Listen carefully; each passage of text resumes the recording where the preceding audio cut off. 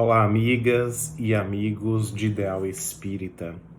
Sejam bem-vindos a mais uma palestra, nos utilizando de uma plataforma alternativa, a fim de que neste período de pandemia, de isolamento, possamos manter os nossos vínculos, as nossas raízes espirituais, vivificadas pela seiva cristã. A convite do Grêmio Espírita Perseverança e Caridade, na pessoa de nossa amiga querida Iramar, fomos convidados a entretecer algumas considerações acerca de um tema que consideramos de alta relevância. Trata-se do Evangelho e Vida. Tema esse que é fundamental, inclusive na situação crítica delicada pela qual passamos.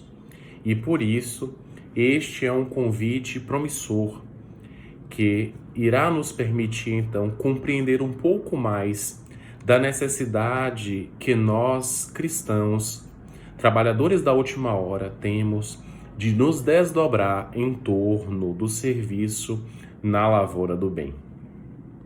Dito isso, iremos dar prosseguimento às nossas reflexões, mas antes disso, vamos orar.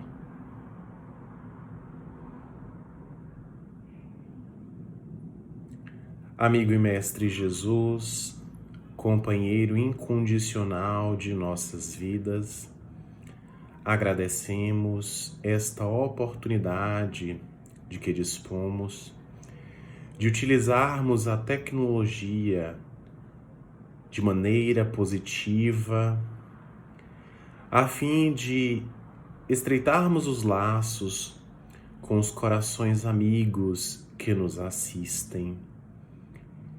Pedimos, devido às nossas deficiências morais, um reforço de esperança, de misericórdia, de fé, para que superemos este momento difícil, vencendo as adversidades que surjam em nosso caminho, e que o próximo seja para nós esta ponte que há de nos conduzir à plenitude. Juntos somos mais fortes. E que o alto, que o Cristo permita-nos colaborar com os benfeitores divinos, a fim de que superemos essa circunstância mais difícil, mais adversa, e ao final sejamos então reconhecidos pelo nosso esforço no bem, que será sem dúvida alguma o nosso advogado em qualquer parte, a qualquer tempo. Deus seja conosco, nos proteja, que assim seja. Aqueles eram dias muito difíceis, à semelhança de hoje. A terra árida, de alguma sorte, também se sintonizava com os corações ressequidos, embrutecidos. Dir-se-ia que aquele povo, marcado pela escravidão, pelo jugo no Egito e na Babilônia, estava entregue, de alguma sorte, à perdição, à atitude de ignorância, de violência, de selvageria. O povo pastorio, acostumado às atividades mais simples, parecia desacostumado à vivência do amor.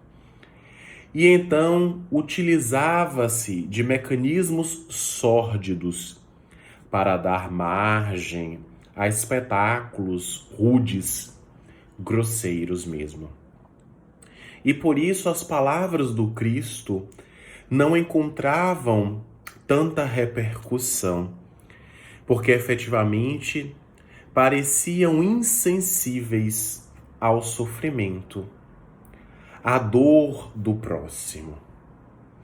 E o fato é que toda a sociedade estava organizada de modo que houvesse uma distinção bem clara entre as classes, entre os estratos socialmente reconhecidos.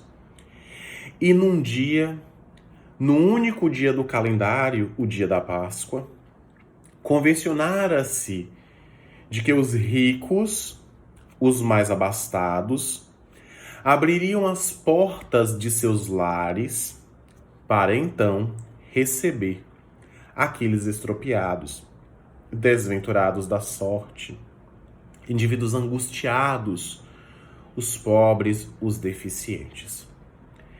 Mas, tão logo passada a oportunidade, tão logo fosse experimentada esta ocorrência da Páscoa, no dia seguinte, tudo voltava à sua aparente normalidade. E então, a sociedade estava marcada por essa profunda desigualdade social. Mas o fato é que o Cristo ali se encontrava para tentar ensementar, plantar nos corações mais endurecidos a semente da boa nova, do Evangelho. Muitos tentavam persegui-lo. Já se formava um conciliábulo, uma reunião de interesses maléficos, malignos, escusos, para tentar Jesus e então aprisioná-lo. Sabia ele que aquele não era o seu momento. Não que o mestre estivesse se esquivando, se eximindo à responsabilidade, ao enfrentamento da grande sombra coletiva marcada pela violência, pela ignorância. Mas o fato é que ainda deveria distribuir estas sementes da boa nova. E o seu testemunho seria dado mais tarde, porque para isso viera, para também se doar à coletividade. E o seu exemplo de renúncia simbolizar o máximo que a criatura humana poderia alcançar sobre a terra, no sentido de se redimir, de se reparar diante os danos que poderiam ser perpetrados e sobre os quais deveria arcar mais tarde, por força da sua imprevidência inicial. E então, o indivíduo ali se encontrava, marcado pelas dores, pelos sofrimentos. Jovem, em determinado momento de sua vida, começa a experimentar uma circunstância bastante aflitiva. Parece ser perseguido em sonho por uma criatura desconhecida. E isso, é claro, acaba por atemorizá-lo, por amedrontá-lo. Acordava sempre sob o guante de álgidos suores. E então temia dormir para não ter pesadelos. Mas dia a dia sentia-se mais debilitar.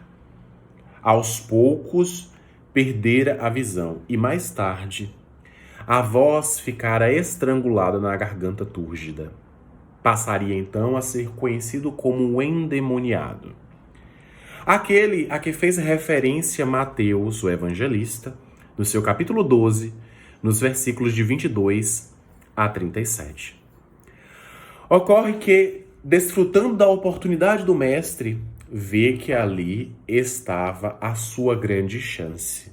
Aproxima-se e então, ao toque de Jesus, é beneficiado de uma forma mirífica, maravilhosa. Dos seus olhos parecem descer escamas pesadas e ele passa a então vislumbrar o horizonte.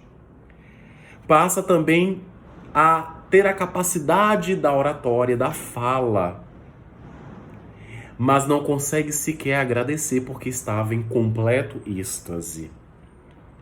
E então aquele indivíduo, naquele dia aparentemente vulgar, sai completamente transformado pela presença de Jesus. E essa história, é claro, mais tarde nos servirá de ilustração para esse tema de grave importância em torno do Evangelho e da nossa própria existência, da nossa própria vida. Já dissemos no início que a criatura humana passa por momentos muito difíceis. Não por acaso, na obra Diretrizes para o Êxito, a veneranda Joana de Ângeles, sob a psicografia de Divaldo Pereira Franco, que completou 93 anos neste último dia 5 de maio, a quem parabenizamos, afirma com muita profundidade que a criatura humana parece divorciada dos valores ético-morais, libertadores da ignorância, optando pela desordem, pela ilusão apresentada por um contexto mais materialista, utilitarista. Em sua obra filosófica, Michel Aires de Souza informa que os valores são importantes instrumentos capazes de guiar, de ordenar a vida humana, sendo responsáveis ainda pelos objetivos de nossa própria existência. E por isso, pela junção daquilo que nos diz Joana de Ângeles, pontuando acerca do divórcio, e ainda mais acerca daquilo que nos apresenta o filósofo Michel Aires, podemos então garantir que a criatura humana, apartada dos valores, encontra-se totalmente desequipada do necessário para promover então a sua libertação das ilusões, desse jogo de interesses que muitas vezes arroja, lança-se, arrostando, tendo, é claro, que arcar com as devidas consequências. Por força dessas graves crises que têm abalado o contexto humano, é que o indivíduo mais tem se perturbado. A esta crise de instituições, desta família que de alguma sorte vai se esfacelando dia a dia, vai se dissolvendo por força da incapacidade de respeitar, de tolerar, de compreender. Desse estado que ainda utiliza mecanismos de separatividade, promovendo ou alavancando a desigualdade, porque não a corrige. E então vivemos esse tempo difícil no que tange às instituições, mas não somente em relação a elas. Há também uma crise em torno da identidade. Não sabemos exatamente quem somos ainda, apesar dos contributos generosos que nos foram ofertados pelos filósofos da antiguidade clássica grega. E nesse sentido, podemos citar, por exemplo, Sócrates e Platão, que inclusive vão ser analisados por Allan Kardec, o egrégio codificador da doutrina espírita, na obra O Evangelho segundo o Espiritismo. Porque vão ser categorizados como esses indivíduos responsáveis por arrancar a criatura da ignorância, valendo-se da capacidade de raciocínio, da sabedoria, que seria também a promotora do progresso. E porque não percebemos quem somos, porque não identificamos aquilo que está em nós em essência, costumamos nos afligir, mais ampliando o vazio existencial de nossa própria existência. Daí o autoconhecimento, o autodescobrimento ser categorizado como um desafio de urgência na contemporaneidade. Porque justamente vai permitir que nós identifiquemos a nossa própria matriz essencial. E desta forma nos libertemos do jugo das ilusões, das mentiras, dos enganos. E se dissemos acerca desta crise das instituições, da crise da identidade, não poderíamos deixar também de falarmos acerca da crise de significado. Qual é efetivamente o significado de nossa própria existência? Por quê? Para que estamos à Terra neste momento delicado, por exemplo, de pandemia? Qual o objetivo de nossa própria existência? E essas perguntas de fulcro filosófico serão importantíssimas para que justamente possamos decodificar, identificar aquilo que precisa ser reparado.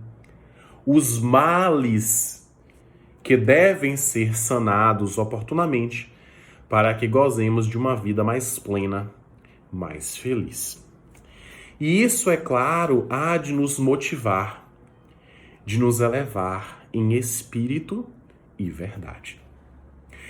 E na questão 487 da obra básica inaugural do Espiritismo, o Livro dos Espíritos, Allan Kardec tem a oportunidade de indagar, de perquirir as entidades angélicas dentre os males. De que natureza são aqueles que mais afligem os espíritos por nossa causa? Serão eles os males físicos ou os males morais? E os benfeitores celestes respondem que, na verdade, a dureza de nossos corações e o egoísmo são as matrizes geradoras dos sofrimentos que nós experimentamos. E que, se estamos no contexto material de maneira transitória, os males físicos, por consequência, também o são. E por isso, os males mais graves, aqueles que mais nos afligem e nos perturbam, são, portanto, os males morais. Males esses que vão se sedimentando em nossa matriz psíquica, mais tarde desbordando, desaguando na forma, então, do remorso, da culpa, pela oportunidade desperdiçada. Porque efetivamente devemos nos nutrir daquilo que é bom, justo, a fim de que nós consigamos superar esse momento crítico em várias esferas, a partir dos mecanismos de que nós mesmos dispomos. Porque, como bem diz o mentor de nossa casa, irmão Jerônimo, se o problema está em nós, a solução não pode estar em outrem, senão em nós mesmos. Então nós somos capazes da superação, somos habilitados a vencermos as nossas próprias dificuldades, nos valendo, é claro, do livre-arbítrio, da livre vontade, já que não somos marionetes dos espíritos. Eles podem nos influenciar, positiva ou negativamente falando, mas cabe a cada um, de acordo com o grau de consciência que experimente, vencer agora ou mais tarde as circunstâncias adversas que se apresentem, portanto, robustecendo ainda mais a marcha em torno do progresso. Por isso, essa necessidade urgente, mas não apressada, em torno do autoconhecimento, para que, conhecendo as vicissitudes próprias de nós mesmos, as nossas limitações, as nossas deficiências morais, consigamos lançar mão de uma terapêutica eficaz no seu tratamento. Quando nós somos acometidos por uma doença, algo mal, buscamos um especialista que fará um diagnóstico e, a partir daí, lançará mão de uma terapêutica capaz de sanar a doença, o mal-estar. Da mesma forma, no que tange ao contexto espiritual. Somente nos conhecendo é que poderemos identificar aquilo que precisa ser transmudado, modificado em nós mesmos. E assim alcançarmos a tão esperada saúde integral, não somente do corpo, da organização física, mas também do espírito, antes chagado pelo egoísmo, pela vaidade, pelo orgulho, mas agora já medicado em torno da paz, do respeito, da tolerância, da empatia, do amor. E continuando as nossas reflexões em torno desses adversários, desses obstáculos nessa vida pós-moderna, poderíamos continuar citando então algo acerca da violência. Violência essa que tem sido uma das marcas de nossa humanidade. Estamos diante de um contexto pós-moderno, já o dissemos.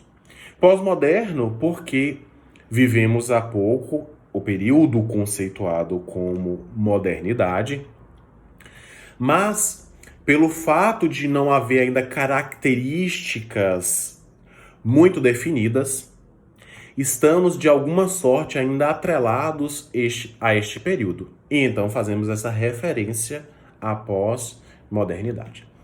E nesse contexto de pós-modernidade, podemos então dizer que a humanidade tem se vinculado ao progresso na esteira da técnica e da ciência. Por isso mesmo, Robert Castel, esse sociólogo eminente da cultura francesa do século XX, vai então afirmar com muita categoria que estamos diante da sociedade mais segura. E ele faz essa reflexão, esse recorte, para explicar que nós dispomos de mecanismos capazes, portanto, de nos tornar mais seguros. Apesar, é claro, de ainda nos defrontarmos com muitas dificuldades. Temos hoje aparelhos que funcionam à semelhança de drones para fazer a vigilância em locais de difícil acesso. Contamos com a tecnologia, as câmeras para filmar. E tudo isso faz parte desse contexto de vigilância, buscando, é claro, uma maior segurança. Mas ainda estamos a braços com a violência. Essa violência que, de alguma sorte, tem feito parte do nosso contexto.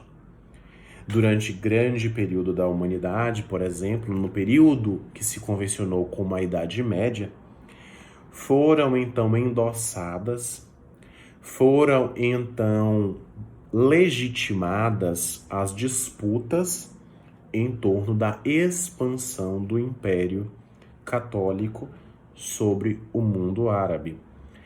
E assim surgem as guerras santas.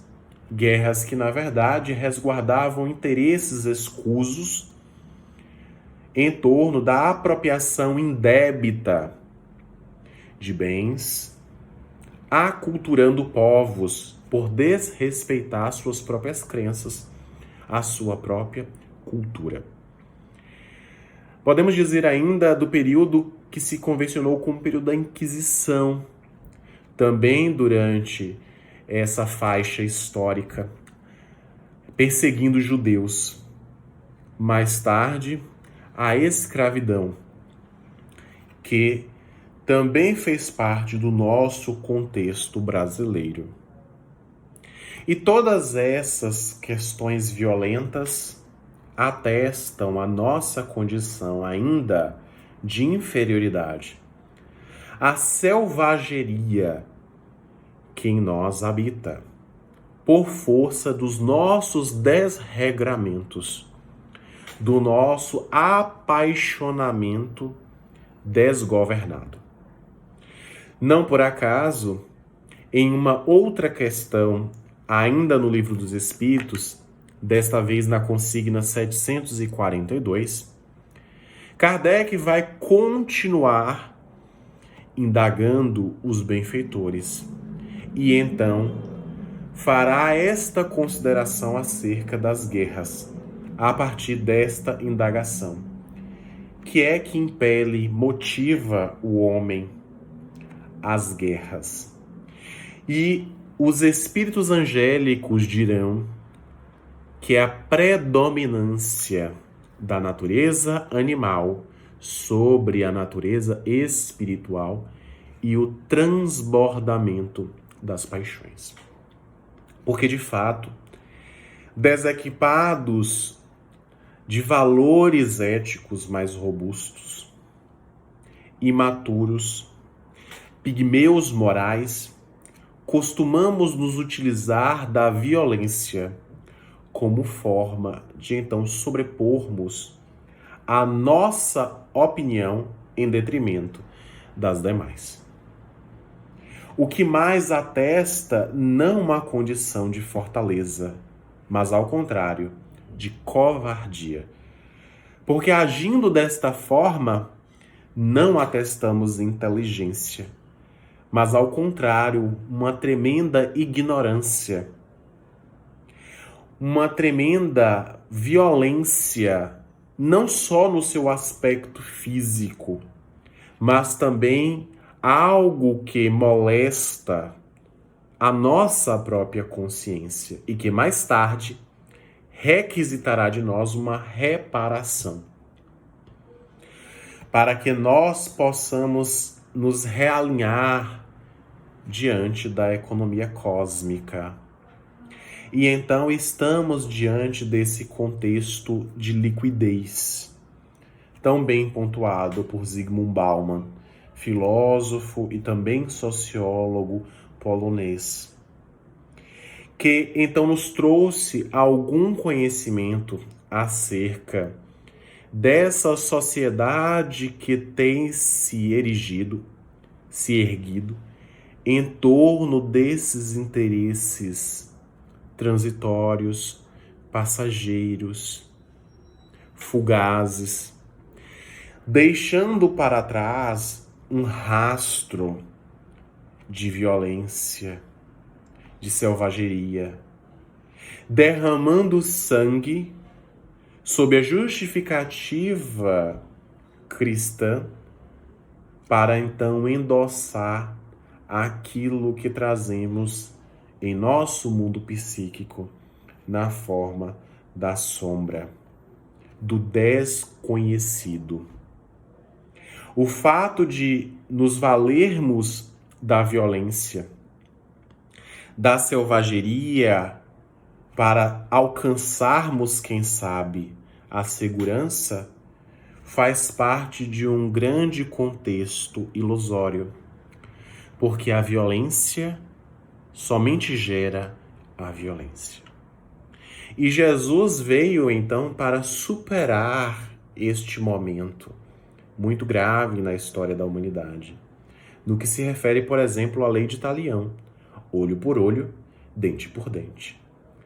E fazendo uma análise desse baluarte, dessa expressão histórica, Gandhi iria dizer: olho por olho, dente por dente, e a humanidade tornar-se-á cega e banguela.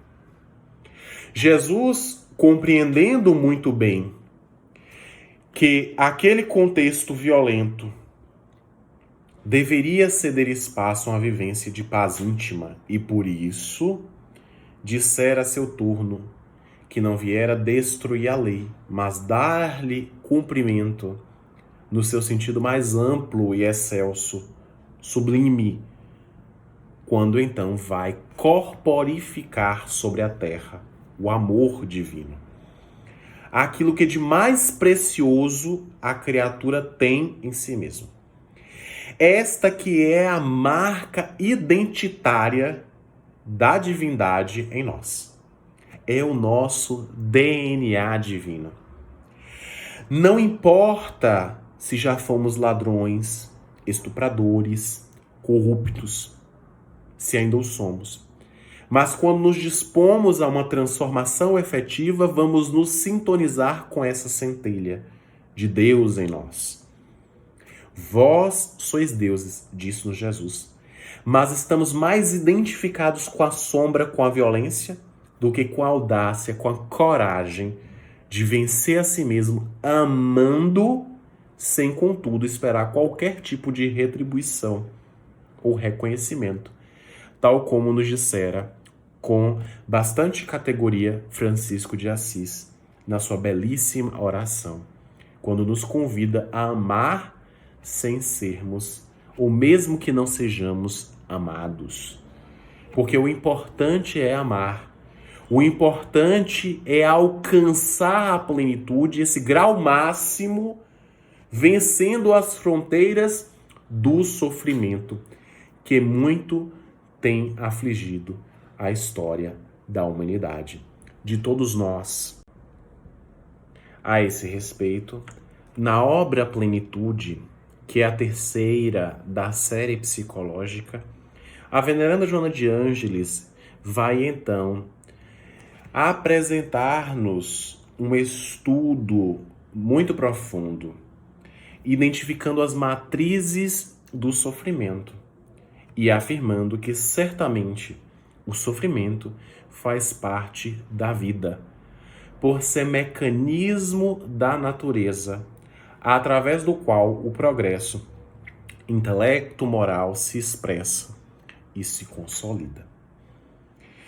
Por isso, diante das circunstâncias que nos apresentam, diante de nossa própria natureza espiritual, encarnados mais uma vez sobre a Terra, precisamos tomar consciência da importância de superarmos essas circunstâncias aflitivas, percebendo que o sofrimento não emana da divindade, que não há um Deus punitivo, porquanto a duração e a intensidade do sofrimento que nós experimentamos depende de nossa própria evolução espiritual e das resistências morais que nós desenvolvemos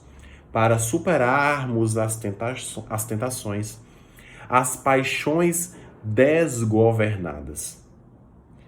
E então, se este sofrimento faz parte do contexto que nós vivemos, devemos lutar arduamente para extrairmos a lição mais preciosa, no sentido então de ganharmos mais robustez de fé, de esperança, de otimismo, ao mesmo tempo que também de empatia, para nos colocarmos no lugar do outro, entendendo que cada um tem um tempo para compreender as suas próprias necessidades. Cabe a cada um plantar, lançar sementes da boa nova, como fizera Jesus, arando o terreno árido, ressequido dos corações, para que mais tarde, em um momento oportuno, aquele que a criatura identifica como sendo importante, vital, para estancar os sofrimentos e as dores, e então buscar algo que possa preencher-lhe as matrizes espirituais. Entendendo que a dor em si mesma é um mecanismo da vida a serviço da própria vida. Por isso é que o Espírito Amigo, em uma mensagem em o Evangelho segundo o Espiritismo, irá dizer que a dor é uma bênção que Deus envia a seus eleitos. E nesse sentido há uma história bastante interessante. Chico Xavier não conseguia compreender essa dor como bênção que Deus envia a seus eleitos. E ele visitava uma série de feiras agropecuárias em Minas Gerais, o seu estado natal. E então, indagando os benfeitores do alto, o próprio Emmanuel não recebia deles qualquer resposta. E num dia, quando estava então a ver uma baia e lá, preparado o gado para a apresentação, percebe que o animal era escovado com um objeto de aço, que parecia de alguma sorte exercer alguma dor. E não somente isso, muitos dos animais eram também marcados a ferro em brasa. E nesse momento Emmanuel lhe aparece e lhe diz: Chico, esses são os eleitos. Esses são os melhores animais, os escolhidos para a apresentação. E por isso eles sofrem esta dor. E nós, por vezes, recalcitramos o aguilhão da dor, não compreendendo que por detrás da circunstância aparentemente aflitiva está uma lição muito preciosa para que possamos superar cada vez mais os entraves, os obstáculos que nos impedem a marcha de progresso e então alcançarmos efetivamente a plenitude. Esta plenitude que é fruto, portanto, dessa disposição de vontade no sentido da autossuperação, ao mesmo tempo que também compõe a pauta daqueles que lutam por adquirir consciência acerca da própria existência.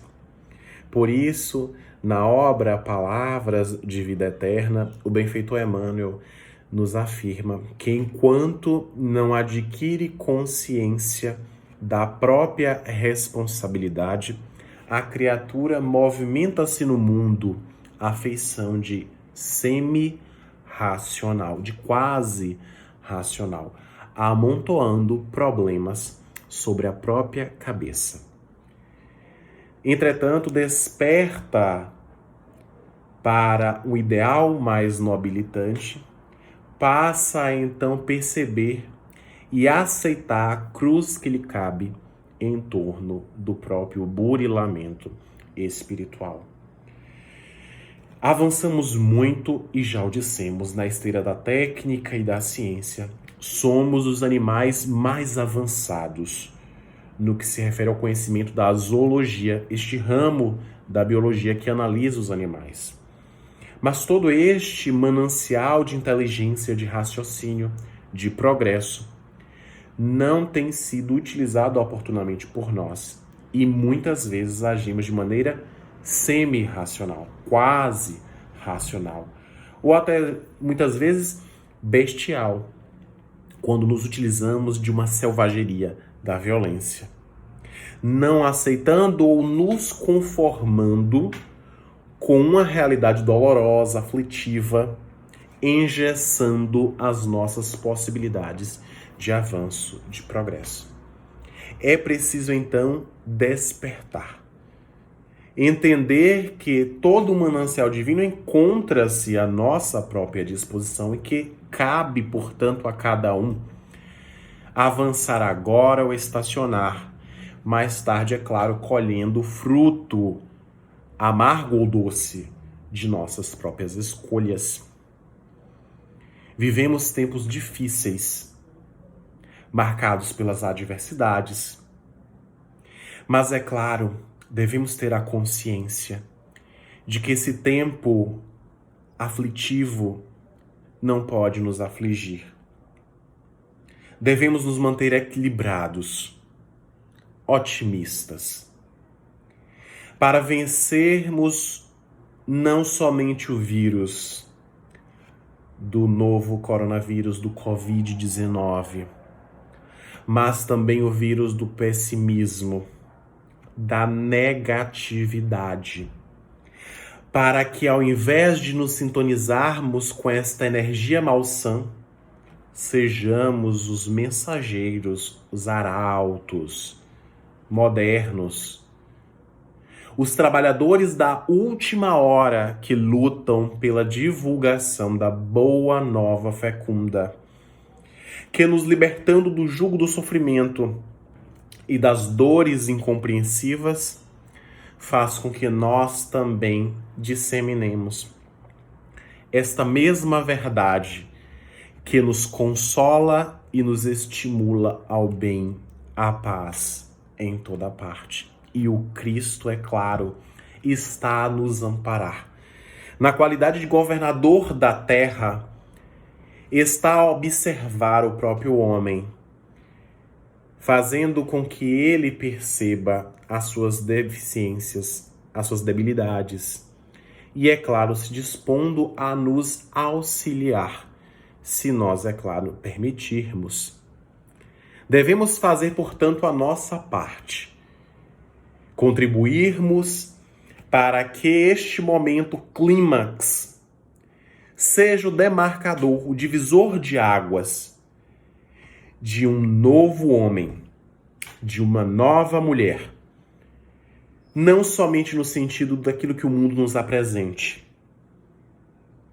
Não dessa beleza estética superficial que sofre o bisturi cirúrgico lícito, mas principalmente que submetamos todos nós, os nossos espíritos, ao bisturi espiritual, para nos extirparmos do cancro, das nossas vicissitudes, das nossas mazelas, a fim de que mais leves consigamos transpor os umbrais da verdadeira existência, demonstrando a confiança irrestrita em Deus, no próprio Cristo, que não nos deixa ao desamparo, para que desta forma, mais tarde, sejamos reconhecidos como fiéis servidores da sua doutrina, porque muito amamos, sem esperarmos qualquer tipo de retribuição, e pelo bem que disseminamos em nossas atitudes, em nossos pensamentos cotidianos, porque o bem que façamos será o nosso advogado em qualquer parte, a qualquer tempo. Deus seja conosco, nos envolva em sua luz, em sua proteção e nos ampare. Vamos orar. Amigo Jesus, luz imperecível do universo, agradecemos gentilmente esta oportunidade que dispomos de então nos encontrarmos virtual e energeticamente com os corações amigos, podendo desfrutar desse grande banquete, desse pão da vida. Faz então, Senhor, que ouvindo a tua sagrada recomendação, esclarecidos pela verdade do teu Evangelho, nos tornemos evangelizados, praticando a boa nova e os seus princípios aqui e ali, mesmo que de maneira anônima. E desta forma, a pequena luz que acendermos também contribuirá para enfraquecer as trevas da ignorância. E desta forma haveremos de alcançar o reino dos céus, ainda sobre a terra. Deus seja conosco e que o próprio Cristo, nosso amigo e irmão, esteja conosco neste esforço, hoje e por todo sempre. Deus seja louvado. Agradecemos aos amigos a oportunidade e a companhia. Fiquem todos com Deus. Muita paz.